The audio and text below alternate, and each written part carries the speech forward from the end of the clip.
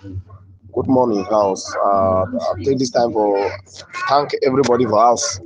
See, I bring this message today for show and for Simona share enrich all the Amazonian people and Amazonian armed force because this funding and then they try for bring back our struggle behind and at them they key our people and at them they kill our people. So I'd send this thing again. Say move, tell everybody. These people they just come up for your own, they never stay as they come back. And they don't go give them money for campaign, for confuse our population. So if you see fund for your village, for this picture, they want send up, those are their target. Those are their target. That so me they try way this time around we're not going to leave all this fund them. We will not leave them because they push me behind. And then they make they kill our fighters them. So we will not take this thing. We will not take this thing maybe a lazy thing. We'll try for share. If anybody get anything with you right time, make it right time. Concerning this fund them. Now they the kiwi, and they finish with. Thank my all my files. Fellow Ambazonians, good afternoon. Today is Thursday, August the 14th, 2025. When we look at what is happening in La République du Cameroon today, when we look at the shameful behavior of people who ought to know better, but yet you see them behaving like sheep, I don't know how else to explain it, but to say that it seems those who live in that God-forsaken place are under some evil spell. If they are not under some evil spell, then I really cannot explain what it is. Because I cannot imagine that at this point in time, anybody with a head that has a brain will still choose to go and supplicate and bow down and pledge their support to somebody called Paul Biya, a man who has not been seen in public for almost a year. He has not been able to address his people. And even as we see these shameless people going to Yaoundé to pledge their support for his candidacy, we are yet to see Paul Biya come out and even tell the citizens of that country that he wants to be president, that he's asking for them to vote for him. We are yet to see that.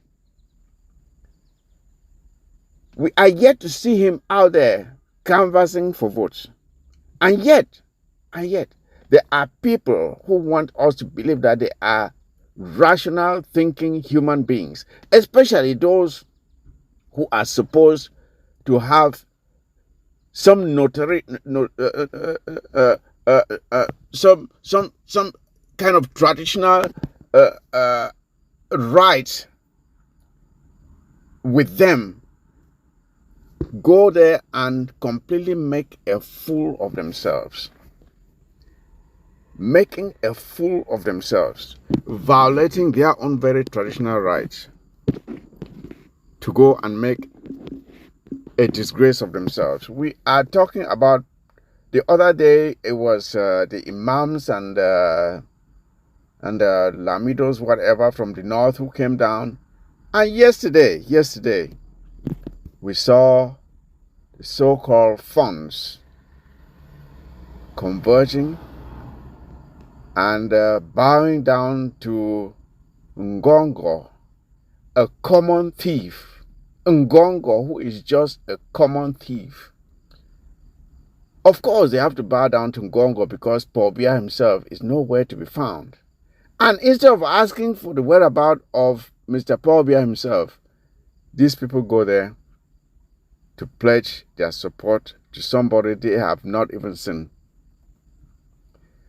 You see, the rest of the world and most of Africa is looking at Cameroon and wondering what kind of people live in that country. They are wondering what kind of people really live in that country. It is as if those who live in that country don't even see what's happening around the world. They are completely secluded. They are cut off from seeing what is happening in other places, even in Africa. The uprising, the change, the positive changes that are happening within Africa, those in La Republic Cameroon are not seeing it at all. It doesn't mean anything to them. And I just cannot explain. I don't know how else to explain what is going on there. You see, the worst case was the one of yesterday where you saw those who are supposed to be Fons going there and trampling over their own very cultural rights in the name of supporting Paul Biya's candidacy. And they are supposed to be neutral as traditional leaders. They are not supposed to take any sides in support of one candidate or the other. But there they were, pledging their support for Mr. Paul Biya. You see, it is just so shameful. The northern traditional attire is supposed to be something that when you put it on, it's supposed to carry some kind of aura of dignity. But these people are completely rubbishing that attire. They are rubbishing that attire. I don't even feel like putting mine on anymore. Because it's like it's associated with disgrace now. It is now associated with disgrace. But the question is this, fellow comrades. What makes people behave like this? I know that most lot of people, Cameroon citizens, see the overthrow of the Paul Biya's regime as an insurmountable obstacle. You see, and that's the reason why most of them would rather try to survive as best as they can under these or those terrible conditions. This line of reasoning can explain why or can make a difference between a successful and unsuccessful person. This line of reasoning is what makes the difference between the thinking of a successful person and that of an unsuccessful person. You see, because successful people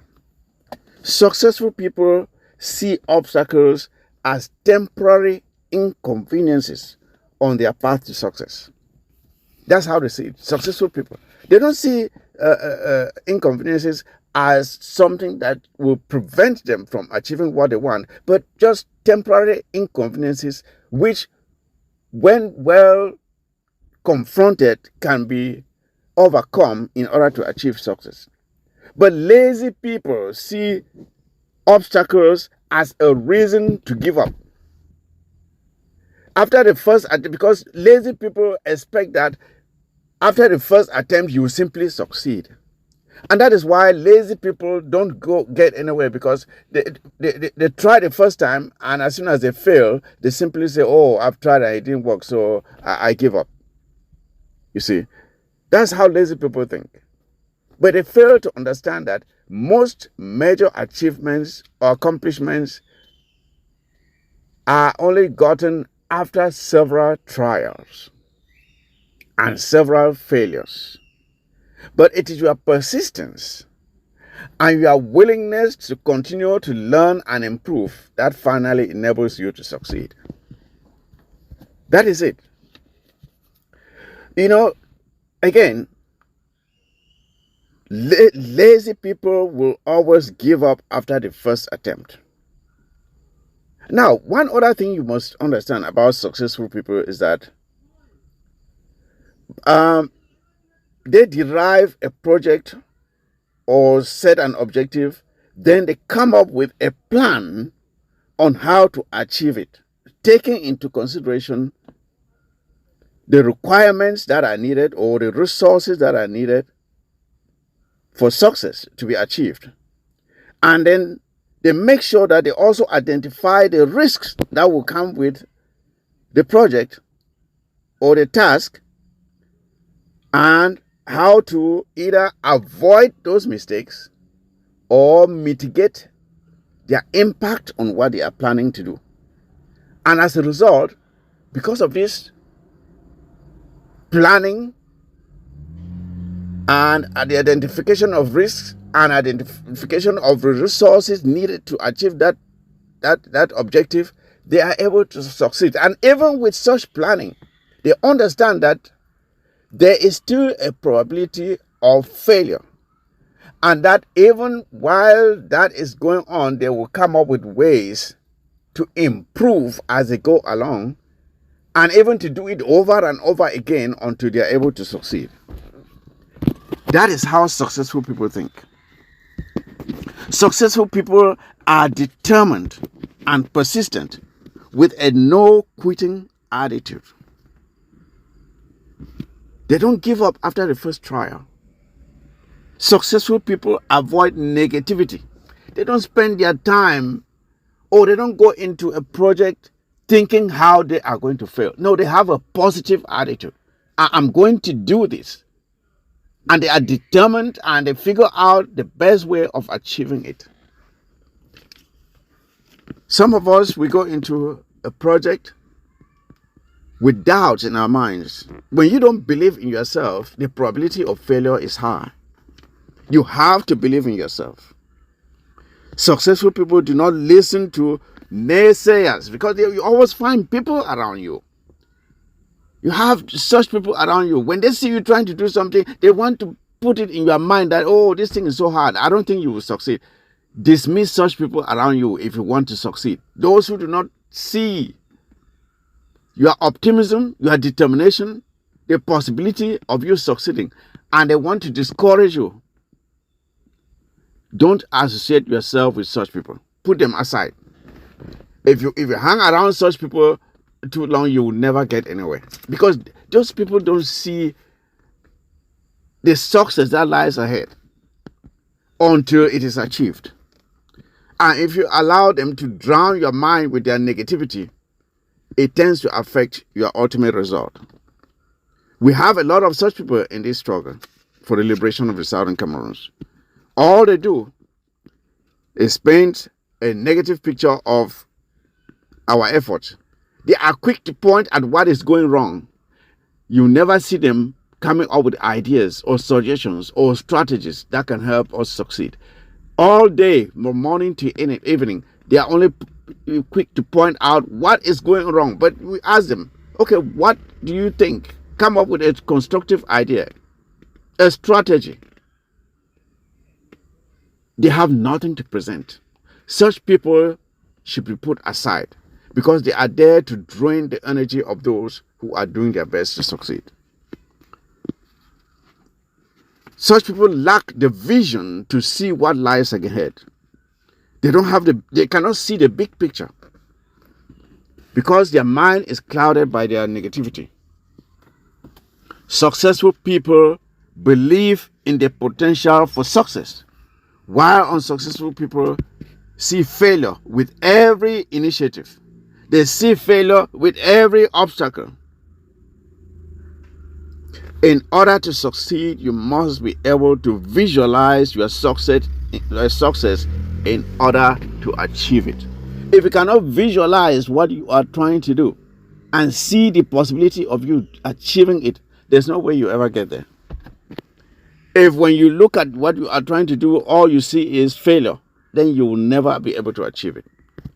But instead, you have to look at every obstacle as a challenge to overcome on the way to success, as a step that you must climb in order to achieve your success. When you look at the behavior of most of La République du Cameroon citizens, and even some Ambazonians, you will realize that they fall amongst the class of unsuccessful people. They are not able to visualize the positive things that lie ahead if they should do the right things, make the right decisions, strategize, plan, and overcome their challenges. Those clamoring for Paul Biya to run for yet another term in office as their president at the age of 93 years, after serving for 43 years and plundering a once successful country into a state of misery. Cameroon, that used to be a magnet to other African countries where people used to come to seek their fortunes, has now become a laughing stock of not just the world, but Africa. People quote it now as an example of a failed state. So when we see the so-called chiefs, imams, and the like clamoring and prostrating themselves in front of Ngong in the place of Paul Biya, we should not be surprised. These are people who have the mentality of unsuccessful people. They do not see the possibility of coming out of this 43 years of quagmire, and that the country can be reborn and reshaped and restructured to deliver the aspirations of those who live in that country. They don't see it. And it is so sad that people who are supposed to be inspired by the wisdom of the ancestors, to be able to see what is possible and lead their people in the right way, are the ones trying to lead the people into the gutter. Some Ambazonians who are incapable of visualizing Ambazonia's freedom are also behaving this way. Those Ambazonians who realize the importance of Ambazonia's freedom, but whose actions are not disciplined enough to achieve that objective. As I mentioned earlier, their attitudes are not commensurate with those of successful people. They don't have the mindset of successful people.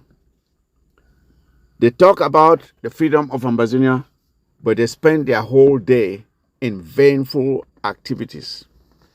They spend their whole day at hurling insults at fellow comrades. They spend their whole day at creating caricatures, creating comedy. These are people with the mentality of unsuccessful people. They spend their whole time attacking their fellow comrades instead of using that energy against the enemy, La Republique du Cameroon, or in motivating, educating, encouraging other comrades, and especially our liberation fighters and citizens, on how to conduct themselves during this struggle. They have no strategy to present. They have no ideas, constructive ideas to present. And all they do is waste their time in the various fora, making a fool of themselves. Some comrades are quick to give up after the least challenge. You will hear them say, "Oh, but why did this person do this? Or why did that person do that? And for that reason, I give up." You see? You will hear them say such things like, "Why did he embezzle this money? Or why did he attack that person?" There are mistakes that are bound to happen in a liberation struggle like ours. Something we never planned for.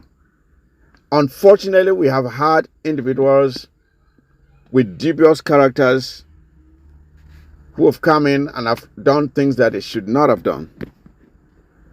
But you cannot base such behavior, you cannot use such behavior to determine whether Ambazonia is free or not. You see, you cannot use such excuses to give up on the hopes of the freedom of the people of the southern Cameroons, Ambazonia. You see, they say, oh, because the person did this person did that, for that reason, I'm out. That is one of the characteristics of unsuccessful people. Do you know how many attempts it took to fly the airplane in the skies? Do you know how long it took to manufacture the vehicle and get it running? Do you know how long it took, how many attempts it took to send someone to the moon? What if Nelson Mandela gave up on the fight to liberate the South Africa from apartheid after 2 or 3 or 4 or 5 or 8 or 10 years? Where would South Africa be today? But he was steadfast, persistent, and determined, and eventually apartheid was defeated. Some of us try 1 year, 2 years, and say, oh, it's taking too long. Freedom is not cheap. Would you rather live in the state of quagmire that we see in La République du Cameroon now, or fight for something better tomorrow? Several years ago, Rwanda was a war-torn country. Everything was brought down to zero. Millions killed. Look at Rwanda today. Look at Rwanda today. We can go on naming the countries that have gone through the same experience as we are.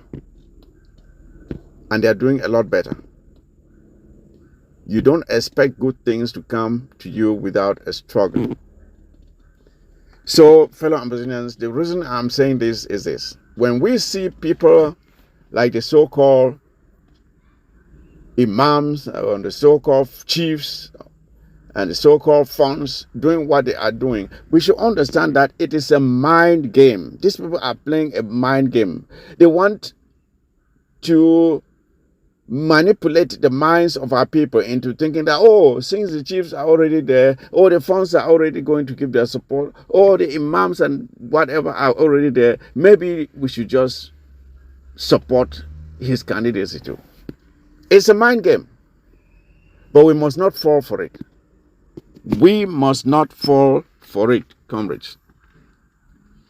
Just as those who stood firm and fought to liberate themselves from colonial domination, Ambazonia can do the same. But it would depend on us being determined. It would depend on us being focused. It would depend on us having a continuous improvement attitude, where our mistakes of the past should not determine where we end up. We rather should learn from our mistakes of the past, improve them in order to succeed tomorrow. If we do that, it is only a matter of time and Ambazonia will be free. I wouldn't like to make this audio too long. It's already long enough. So please share this message, and let's continue to enlighten, educate, and motivate our people. Thank you. In fact, I am really bitter. Putting out this audio, I am bitter for what I've just witnessed or seen going around in the social or making rounds in the social media. I've just witnessed a royal sacrilege. I describe it, which is exactly what has happened, what has taken place in Yaoundé. It is a royal sacrilege. People don't know, some commentators didn't know how to put it well. But let me tell them, it is a royal sacrilege. I will explain. But before explaining, let me amuse a bit the people of Mankon with this song. When I was still a kid, meaning this song has been going on for more than 50 years today. When I was still a kid, I heard my grannies and moms singing a song in the group in Mankon called Ndobetuala Kom, if I am not mistaken. They said, Bangwa for yes, so go bugale. Bamuna yes, so go bugale. Wola gambo and kanganga malawo, o wola songbo and kasung bezai. Wola gambo and kingam gamalawa. Wola tagabo and kantagatangange.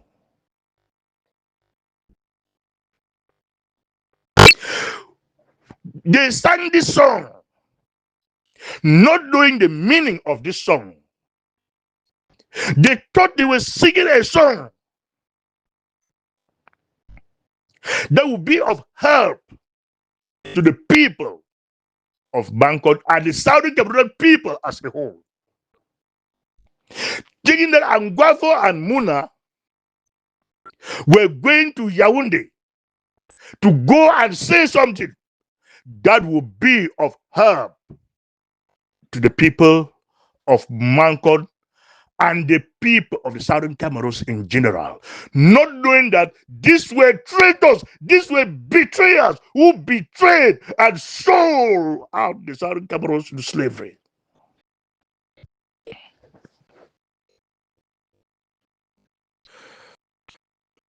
When the old fun of Mankon and Guafo passed, and the new fun came, let me echo that song again. Bangwa for yes, so go Bersama Yesus wabole wola gambo gengam gamala wa o wola songbo en kesongon wo bezai wola tangbo en kintang gamala wa wola songbo en kesongon wola tagabo en kintaga tangang wola gambo an kengam gamala wa.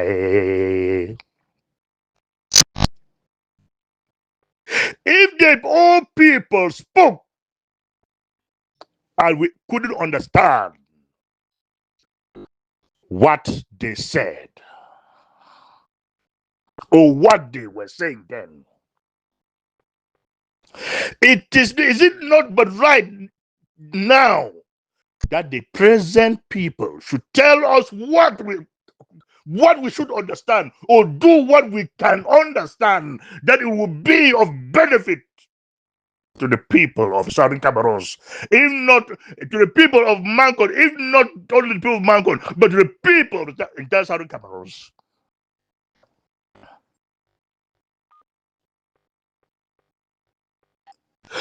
Is the fun of Mankon, and I heard he is a teacher. I heard he went to the university, like the father did as well. Does it mean that making you a fun in the Southern Cameroons has become a crown of shame and stupid people and fools?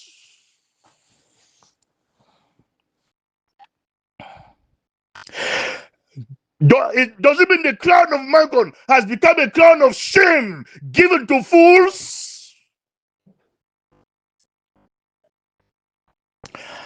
I need somebody to clarify my head. I'm getting mad. Is the crown of Mankon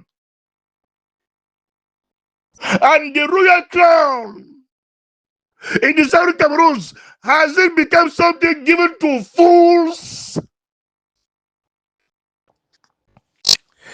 Let me again break something down. And let those fools who went to Yaoundé in the name of Fons and thieves representing the 7 divisions of the so-called Northwest, which I do not even recognize it.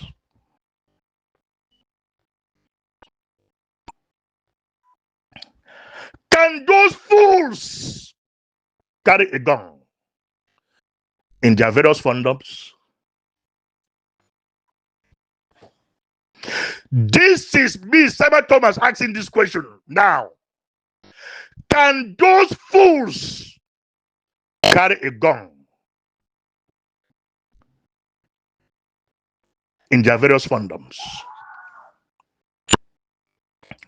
A gun is a significance of the quiphon, and a phone is not supposed to carry a gun, for the bearer of the gun is a vanguard or the quiphon that protects the phone, and not a phone carrying a gun.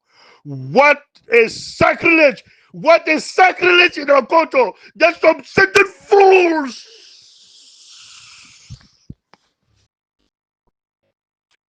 calling themselves Fons are beating a gong in a foreign land, pretending that they are representing the people of Mancon, the people of Bamenda, or the people of Southern Cameroon. What a sacrilege!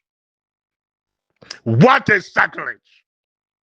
Am I the only one that have seen this and bitter? Who some idiots in Bamenda and in Mancon still come up to tell me that I'm disrespectful when the sacrilege has just been committed in the culture of Mancon? Will some fools join the other fool to tell me that I'm disrespectful?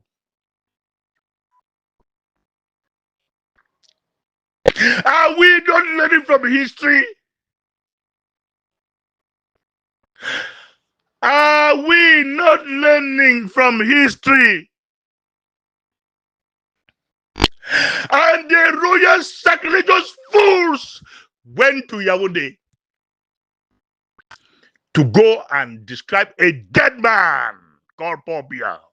We don't know the coffin that he's lying there or the mortuary that is there. That he is the King of Kings. Who made that lunatic? Who made that bastard a king?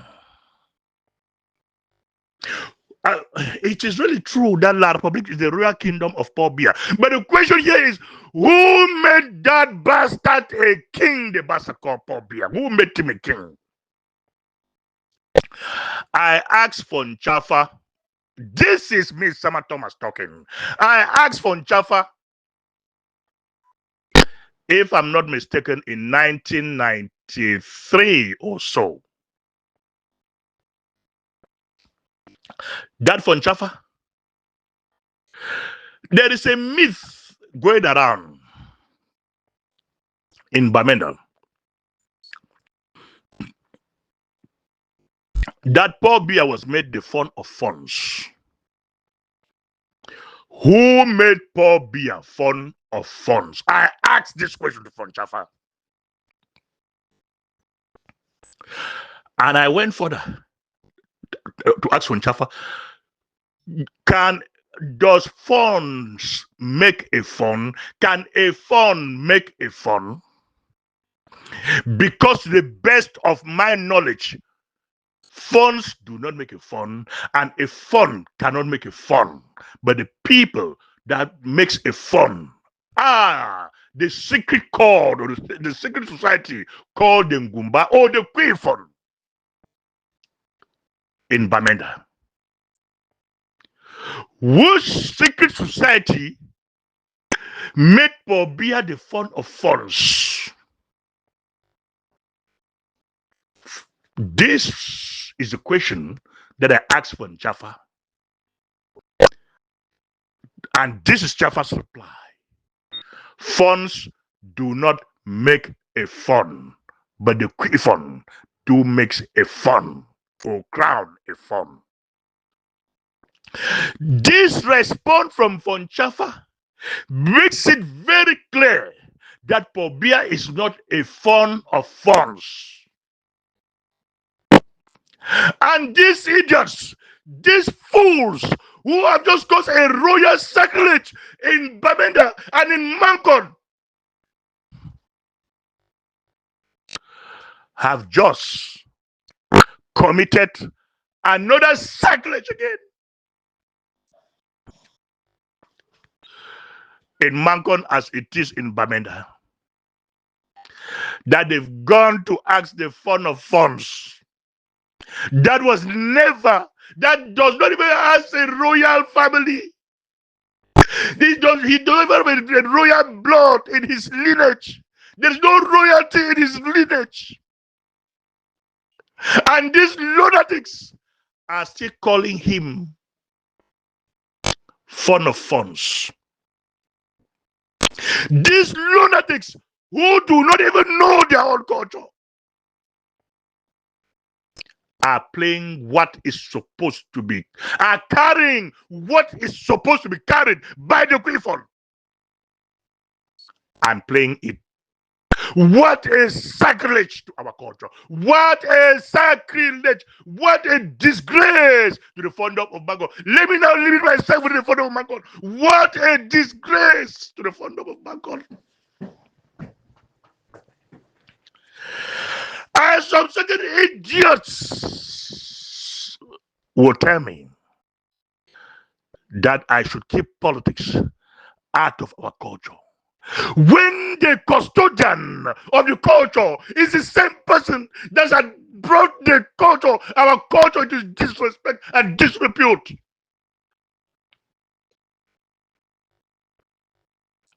And I should keep it out of our culture. Are you people for real? Are you people really for real?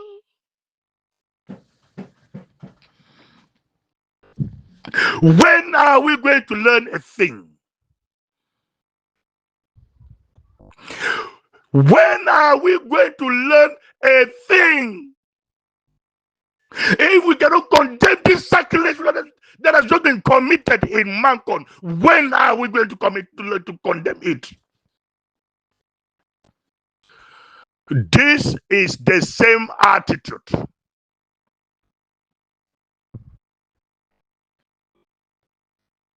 that creates a cruel dictator. Because when the cruelty started, we didn't stand up to say, hey, it must end there. It shouldn't move just an inch. We close our eyes and bend our heads in shame and walk away while creating a monster that will destroy all of us one day. For had it been the monster called Paul Biya was shamed by those that were to do it, including the late father of Mankon, the situation that we now find ourselves today, that our brothers and sisters, our parents, our mothers, let me say our parents are being killed in the streets of Mankon and the entire Bamenda region, not leaving out the entire southern Cameroons. What we are facing today, we couldn't have been facing it had it been this monster was stopped from his track as from the word go. But unfortunately, those that were to do it didn't do it. And today, as young people, we think that a correction will be made. Little did we know that the footsteps of the Father will be replicated, will be reprinted into our minds. And some people want to think that Sama Thomas shouldn't condemn it. That is a royal sacrilege that has not been committed in the fondom of Mankon, in the palace of Mankon. If you people do not know, the Ngong is carried by the T.F.Y. and not the Fon. As the Fon of Mancon was standing amongst those royal beggars, making himself another royal beggar, he has belittled himself. Instead of being the Fon of Mancon, he has become, he is now the Queen Fon of Mancon. Instead of being His Royal Highness the Fon of Mancon, he is now the Queen Fon of Mancon, and should relinquish as fast as possible that position of the Fon of Mancon and give it to somebody that will respect that institution and not bring it into disrepute. Sama Thomas.